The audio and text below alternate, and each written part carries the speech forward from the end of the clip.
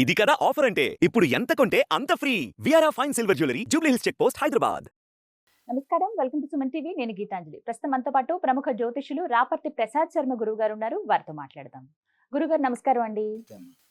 గురుగారు, ద్వాదశ రాశిలో జన్మించిన వారి జాతక ఫలితాలు ఈ విశ్వవసునామ సంవత్సరంలో ఎలా ఉన్నాయో తెలియచేయండి. ముందుగా మేషరాశి. మేషరాశి అనేసరికల్లా ముందుగా వారికి సత్ఫలితాలు ఎప్పుడూ కూడా అప్పుల్లోనే ఉంటారు మేషరాశి వారు. ఎందుకని? వాళ్ళ జీవితం అంతా కూడా ఏదో ఒకటి కొంటూనే ఉంటారు కనుక. అయితే మేషరాశికి వచ్చేసరికల్లా అమ్మ ఆదాయం 2, ఖర్చు 14. అబ్బో, ఎప్పుడు ఆ విధంగానే కనబడుతూ ఉంటుంది. మిగతావన్నీ మారుతూ ఉంటాయి కానీ దీనికి మాత్రం మారదు. ఏంటంటే మేషరాశి అశ్విని, భరణి, కృత్తిక నక్షత్రాల్లో జన్మించిన వాళ్ళు మేషరాశికి వస్తారు. అశ్విని, భరణి, కృత్తిక 1వ పాదానికి వచ్చిన వాళ్ళు. అయితే వీళ్ళు ఎలా ఉంటుందయ్యా అంటే మేషరాశి వాళ్ళది ఒక చిన్న పోర్టబుల్ టీవీ కొందామని వెళ్తే అక్కడికి వెళ్ళాక పెద్ద టీవీ చూసి ఇంకో 10 రూపాయలు అప్పు అయినా పర్లేదు ఆ పెద్ద టీవీ పట్టుకెళ్తాం, మళ్ళీ కొనాలంటే కొనలేం కదా అని కొనే రకాలవి మేషరాశి. అలాగే మేషరాశిలో జన్మించిన వాళ్ళు ఎవరైనా సరే వాళ్ళకి ఆర్థికంగా ఇబ్బందులు ఉన్నా సరే వెనకాల ఎవరో ఒకరు తోడు ఉంటుందన్నమాట. పర్లేదురా, నువ్వేం భయపడక, నేను ఉన్నానులే అని చెప్పేవాళ్ళు ఎవరో ఒకరు ఉంటారు. దానివల్ల నిజంగా చెప్పాలంటే కనుకమ్మా మీకు ఈ సంవత్సరం నీకు బాగోలేదబ్బాయి, నీకు ఆదాయం 6, ఖర్చు చూస్తే 14 ఉంది అని చెప్పారు ఇంకో ఎవరైనా. చాలామంది కంగారు పడతారు, ఏమన్నా బాబు నా వచ్చే ఆదాయం 6 అయితే ఖర్చు ఏంటి 14 అంటున్నారు అని చెప్పి భయపడుతుంటారు. కానీ ఈ గ్రహస్థితిని బట్టి చూస్తే కనుక ఆదాయం 6, ఖర్చు 14 ఉందంటే మీ ఇంట్లో ఏదో కార్యక్రమం జరుగుతుందని అర్థం. ఏదో ఉండిపోతుంది. ఎందుకంటే మీ ఇంట్లో పెళ్ళో లేకపోతే ఏ పేరెంటమో లేకపోతే ఏదైనా వస్తువు అమర్చుకోవడమో లేకపోతే ఒక ఇల్లు కట్టుకోవడమో జరిగితేనే నీకు ఖర్చు పెరుగుతుంది. నీకు గుర్తునే ఖర్చు ఎందుకు పెరుగుతుంది? కానీ వీడు మాత్రం అయ్యి బాబాయ్ నాకు ఈ సంవత్సరం ఆదాయం 5, ఖర్చు చూస్తే 14 ఉంది బాబు అని ముందే కంగారు పడుతూ ఉంటాడు. అది మాత్రం ప్రత్యేకంగా ప్రతి ఒక్కరు తెలుసుకోవాల్సిన ఫలితం అది. మేషరాశి వారు, మేషరాశి అనే కాదు ఏ రాశి అయినా సరే అది విషయం. వృషభ రాశి వచ్చేసరికల్లా ఏమా ఎంత ఉన్నా సరే 15 రూపాయలు వచ్చిందనుకో దాంట్లో 5 రూపాయలైనా దాయాలని చూస్తూ ఉంటారు వాళ్ళు. 5 రూపాయలైనా దాయాలనుకుంటారు కానీ 5 రూపాయలు దాయలేరు, కానీ దాంట్లో 3 రూపాయలు మాత్రం దాస్తారు కొంతలో కొంత. అయితే వీళ్ళకి ఏమిటయ్యా అంటే వృషభ రాశిలో ఉన్న వాళ్ళు ఎవరైనా సరే వ్యాపారం చేసేవాళ్ళు ఎవరైనా ఉంటే కనుక ఈ సంవత్సరం వాళ్ళ ఇంట్లో ఉన్న ఆడపిల్లల చేత కానీ లేకపోతే భార్య చేత కానీ లేకపోతే తల్లి చేత కానీ కొబ్బరికాయ కొట్టించి ఉగాది రోజున ఇంటి దగ్గర పూజ మొదలు పెట్టుకుని దండం పెట్టుకుని వ్యాపారం మొదలు పెడితే కనుక ఈ సంవత్సరం చాలా సత్యశ్యామలంగా ఉంటుందన్నమాట. వృషభ రాశికి అని ప్రత్యేకంగా ఎందుకు చెప్తున్నానంటే వృషభ రాశికి స్త్రీగణం ఉంది, అంటే స్త్రీ వల్ల ధనం కలుగుతుంది ఏదో విధంగాను. ఆ అమ్మాయి వచ్చి ఒక 10 రూపాయలు బోణీ చేసిందో ఇంకా అక్కడి నుంచి వ్యాపారం చాలా బాగుంటుంది అన్నమాట. మన తల్లి అవ్వచ్చు, చెల్లి అవ్వచ్చు, ఎవరైనా పర్లేదు, భార్య అవ్వచ్చు.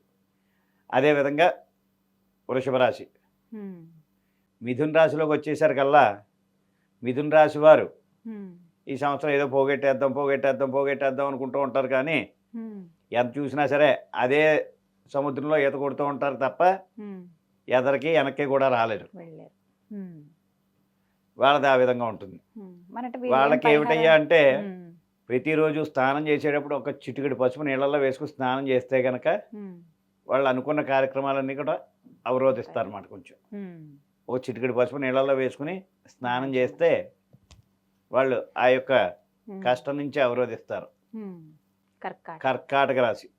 కర్కాటక రాశి దగ్గరికి వచ్చేసరికల్లా మనం వాళ్ళకి వ్యాపారం చేసేవాళ్ళు అవని లేదా ఒక ఇల్లు కట్టేవాళ్ళు అవని అదేవిధంగా ఎవరికైనా వడ్డీకి ఇచ్చేవాళ్ళు అవని వీళ్ళు మాత్రం ఈ సంవత్సరంలో కొంచెం చాలా జాగ్రత్త వహించాలి.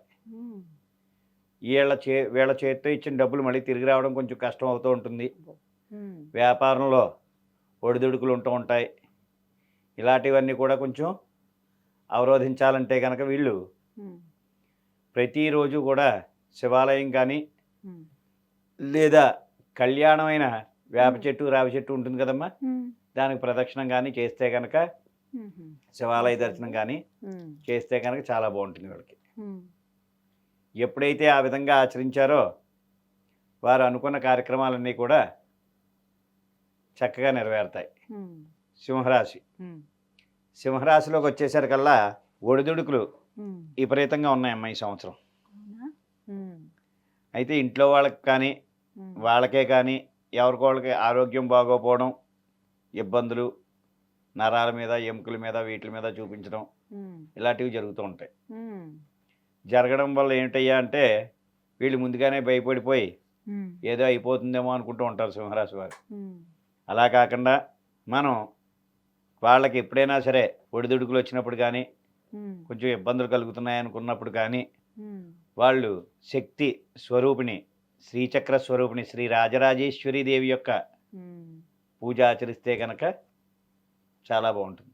అంటే వీళ్ళని గుడికే వెళ్ళమని కాదు, ఆ గుడికి వెళ్ళి చేసుకున్నా పర్లేదు, లేదా ఇంట్లో లలితా సహస్ర పారాయణం చేసుకున్నా, రాజరాజేశ్వరి పూజ చేసుకున్నా చాలా విశేషంగా ఉంటుంది. ఎందుకంటే ఖడ్గం, శరణం, శాంతి స్వరూపిణి ఇవన్నీ కూడా, ఖడ్గం పట్టుకున్నదే ఆవిడే, శాంతంగా ఉండేదే ఆవిడే, పెట్టేదే ఆవిడే.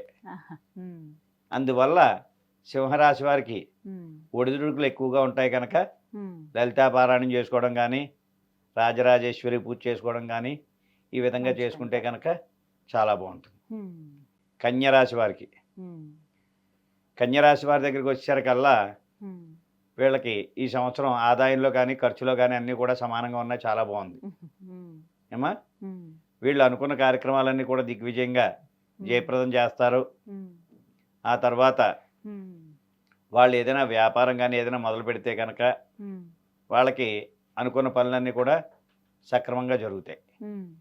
వాళ్ళు ప్రతిదీ కూడా ఏదైతే అనుకుంటున్నారో ఆ కార్యక్రమం కొంచెం కొంచెం ఆలస్యం జరుగుతూ ఉంటుంది.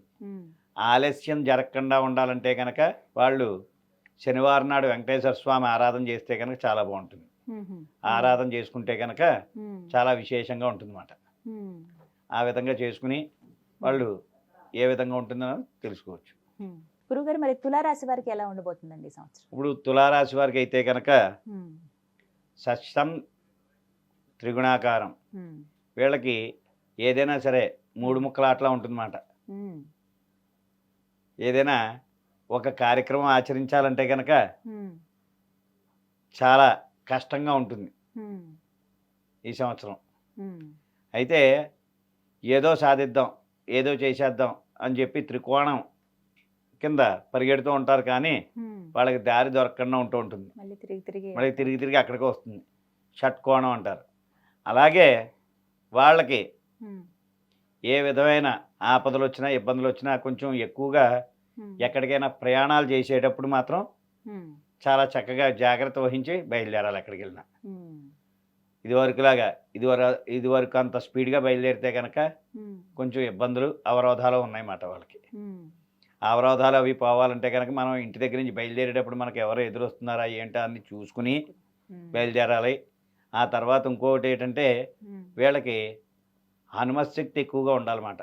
ఆంజనేయ స్వామి, ఏ మంగళవారం నాడు ఆంజనేయ స్వామి గుడికి వెళ్ళడమో, లేకపోతే ఇంటి దగ్గరే హనుమన్ నామస్మరణ చేసుకోవడమో ఈ విధంగా చేసుకుంటే కనుక చాలా బాగుంటుంది.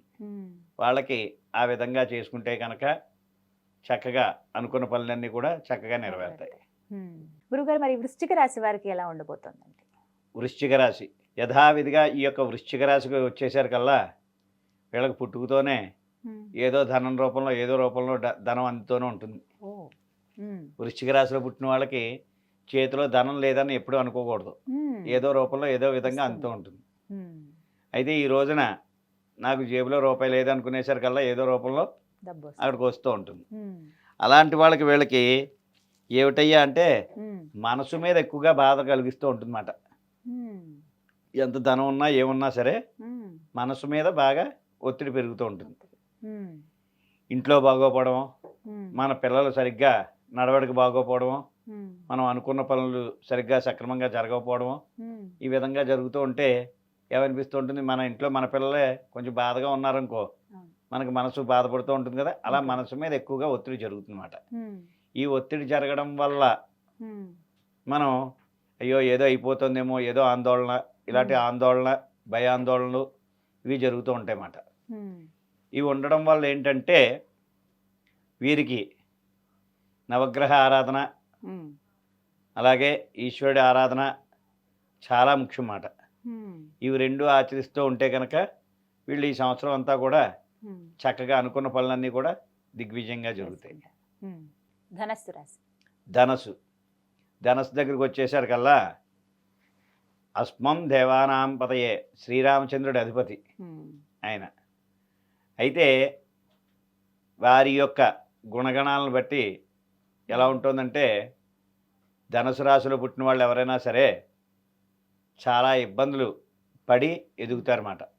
ముందే ఇబ్బందులు కలుగుతాయి, లేదా ముందు బాగుందనుకోమ్మా తర్వాత ఇబ్బంది కలుగుతూ ఉంటుందన్నమాట. ఈ యొక్క ధనుసు రాశిలో ఈ సంవత్సరం అంతా కూడా 3 నెలలు బాగుంటే 3 నెలలు కొంచెం ఇబ్బందులు కలుగుతున్నాయి. అలాగా ఈ 6 నెలలు బాగుందంటే వచ్చే 6 నెలలు కూడా కొంచెం ఇబ్బంది ఉంటుంది. ఈ ఒడిదుడుకులు మాత్రం ధనుసు రాశి వారికి తప్పనిసరిగా ఉన్నాయి. ఈ ఒడిదుడుకులు వాళ్ళు కొంచెం అంటే ఇంట్లో భార్య పిల్లల వల్ల కానీ, లేదా ఏదైనా వ్యాపారంలో కానీ, ఉద్యోగంలో కానీ అవరోధాలు జరుగుతూ ఉంటాయి అన్నమాట వీళ్ళకి. ఇవి జరగడం వల్ల ఏమిటయ్యా అంటే, ఏదో అయిపోతుందేమో అని వీళ్ళు బాధపడే అవసరం లేదు. వీళ్ళు ప్రతిరోజు కూడా వినాయకుడి గుడికి వెళ్ళి వినాయకుడికి గరికి బెల్లం ముక్క పెట్టి పూజ చేసుకోమనండి. చాలా విశేషమైన శాంతి కలుగుతుంది అన్నమాట వీళ్ళకి. అనుకున్న పనులు అన్నీ కూడా చక్కగా జరగడం, చాలా విశేషంగా ఉండడం అలా జరుగుతూ ఉంటుంది. దానివల్ల ఎవరు కూడా భయపడవలసిన పని లేదు. ఒక్కో దానికి ఒక విషయం ఉంది, పరిహారం ఉంది. అందువల్ల చక్కగా ధనుసు రాశి వారు ఈ విధంగా వినాయకుడు చేసుకుంటే కనుక చాలా బాగుంటుంది. తదుపరి మకర రాశి. మకర రాశిలో పుట్టిన వాళ్ళు వాళ్ళకి ఈ సంవత్సరం అంతా కూడా చాలా విశేషమైన ధనప్రాప్తి కలుగుతుంది. ఎలాగంటే ఎవరో ఒకరు చుట్టాలతో, లేకపోతే బంధువులతో, లేకపోతే ఇంకొకరితో ఏదో ఒకటి కలవడమో, లేకపోతే ఏదో ఒకటి జరగడమో ఇవి జరుగుతూ ఉంటాయి. లేదు ఇతను పెట్టిన వ్యాపారం చాలా దిగ్విజయం జరగడం, అనుకున్న పనులు సక్రమంగా జరగడం, అనుకున్నవన్నీ కూడా కోరికలన్నీ కూడా నెరవేరడం, ఈ విధంగా ఉంటుంది. ఈ యొక్క రాశివారు ఎవరైనా సరే కొంచెం ఆచితూచి వ్యాపారంలో ముందడిగేస్తే కనుక చాలా బాగుంటుంది. వీళ్ళకైతే కనుక రామచంద్రుడి యొక్క అనుగ్రహం ఉండాలి కనుక ఆ సీతా సమేత శ్రీరామచంద్ర స్వామిని కొలుచుకుంటే చాలా మంచిది. ఒక్కో దానికి ఒక్కో దేవత అధిష్టానం ఉంటుంది. ఆ అధిష్టాన దేవతల్ని జాగ్రత్తగా ప్రార్థిస్తే కనుక చాలా విశేషమైన శాంతులు కలుగుతాయి వాళ్ళకి. తదుపరి కుంభరాశి. కుంభరాశి వారికి నాకు బాగా అనుభవంలో ఉన్నది అది. వ్యాపారాలు ఏవేవో చేసేద్దాం, అలా చేసేద్దాం, ఇలా చేసేద్దాం, వాళ్ళ సంసారం నిలబెట్టేద్దాం, వీళ్ళని నిలబెడదాం, వాళ్ళని బాగు చేద్దామని ఆలోచనలోనే ఉంటారు వాళ్ళు. వాళ్ళకి చిన్నప్పటి నుంచి కుంభరాశిలో పుట్టిన వాళ్ళు ప్రతి ఒక్కళ్ళు కూడా మన బాధలే కాకుండా పక్కింటోళ్ళ బాధలు కూడా వాళ్ళకి అవసరం అన్నమాట. అలాగే ఈ సంవత్సరం కూడా కుంభరాశి వారికి సంపాదన ఎంత ఉన్నా ఏం లేకపోయినా కానీ ఆర్థికంగా ప్రతి ఒక్కరిని కూడా ఆదుకుందామని, వాళ్ళకి ఏదైనా ఇబ్బందులు వస్తే అవి చూద్దామని వీటి మీద పరుగు ఎక్కువగా ఉంటుంది అన్నమాట. గబగబా ఇంట్లో అన్నం తింటున్నవాడు కూడా ఎవరో ఇబ్బంది అండి బాబాయ్ అంటే పరిగెట్టుకుని వెళ్ళిపోతాడు. అలాగే ఇంట్లో మాత్రం తిట్లు తింటూ ఉంటాడు. అలా ఉంటుంది మాట కుంభరాశి వారికి. అయితే వీరిది ఈ సంవత్సరంలో ఆర్థికంగా చిన్న చిన్న ఇబ్బందులు ఒడిదొడుకులు ఉన్నా సరే అంత పెద్ద కష్టం ఏం కాదు. వాళ్ళ దాన్ని నుంచి గట్టెక్కించేయగలరు, నడిచేస్తారు కూడాను. అయితే వాళ్ళకి ఈ సంవత్సరం చక్కగా సుబ్రహ్మణ్యేశ్వర స్వామి ఆరాధన చేసుకుంటే కనుక కుంభరాశిలో ఉన్న వాళ్ళకి ఎవరికైనా వివాహం జరగాలన్నా, ఏదైనా కార్యం అవ్వాలన్నా, ఇలాంటి శుభకార్యాలు మంచి దిట్టంగా జరుగుతాయి. కుంభరాశిలో ఉన్న వాళ్ళకి వాళ్ళు ఏదైనా పని అనుకుని ఆ కార్యక్రమం ఆచరిస్తే కనుక సుబ్రహ్మణ్యేశ్వర స్వామిని ప్రార్థిస్తే చక్కగా పని అయిపోతుంది. ఇక ద్వాదశ రాశుల్లో చివరిదైనటువంటి మీనరాశి. మీనరాశిలోకి వచ్చేసరికల్లా మీన రాశిలో పుట్టిన వాళ్ళు ఎప్పుడూ కూడా కొంత మటుకి మనం దాచుకుని కొంత మటుకి ఏదైనా ఖర్చు పెడదాం, కూతురికి ఏదో ఒకటి కొందాం, వాళ్ళకి కొందాం, వీళ్ళకి కొందాం అని ఏదో దాస్తూ ఉంటారు. కానీ వాళ్ళ చేతిలో నిజంగా చెప్తే కనుక దాగడం కష్టం కొంచెం. అవునా? ఎలాగంటే వ్యాపారం బాగుంటుంది, అన్నీ బాగుంటాయి. సమయానికి ఏదో ఒకటి కొందాం అనేసరికల్లా ఏదో ఒకటి రావడం, ఇబ్బందులు కలగడం, మళ్ళీ దాంట్లో ఆ పెట్టుబడి పెట్టేయడం, ఇలాగే జరుగుతూ ఉంటాయన్నమాట. ఈ యొక్క మీన రాశిలో ఉన్నవాళ్ళు ఈ సంవత్సరం కొంచెం కొంచెం వ్యాపారంలో లాభ నష్టాలు ఉన్నా సరే జాగ్రత్తగా చక్కగా ముందుకెళ్తారు. అలాగే ఉద్యోగంలో ఉన్న వాళ్ళకి మాత్రం కొంచెం గవర్నమెంట్ ఉద్యోగం అని, ప్రైవేట్ ఉద్యోగాలు అని, ఇలాగా ఉద్యోగాల్లో ఉన్న వాళ్ళు మాత్రం తప్పనిసరి కొంచెం ఒడిదుడుకులు పెద్దవాళ్ళ వల్ల ఎవరో ఒకళ్ళ వాళ్ళ మాటలు పడడం ఇలాంటివి జరుగుతూ ఉంటాయి. అదీ కాకుండా ఈ రాశి వారు ఎవరైనా సరే, మీన రాశి అనేసరికల్లా మీకు తెలుసు విష్ణుమూర్తి అవతారం అని. అయితే ఆ యొక్క మీన రాశిలో ఈ సంవత్సరం అధినాయకుడు ఎవరా అంటే రవి. రవికి ఎవరు అధిపతి? సూర్యనారాయణమూర్తి. ఆయనే కదా రవి అనేసరికల్లాను. సూర్యనారాయణమూర్తిని, నవగ్రహాలని వీళ్ళు ప్రార్థిస్తే కనుక చాలా చక్కగా, లేదా ఆదివారం నాడు వీళ్ళు ఉదయాన్నే లేచి తలస్నానం ఆచరించి సూర్య నమస్కారాలు చేసుకుంటే కనుక ఇంకా చాలా మంచిది. ఎప్పుడైతే ఆ విధంగా చేస్తారో ఈ రాశుల వారు అందరూ కూడా ఇప్పుడు నేను ఏ విధంగా అయితే తెలియజేశానో అలాగే అధిష్టాన దేవతలకు పూజలు చేసుకోమనండి. ఎందుకు ఇబ్బందులు కలుగుతాయి చూద్దరు, కానీ చాలా బాగుంటుంది ఆ సంసారం అంతా. ఓం నమ శివాయ. చాలా సంతోషం అండి.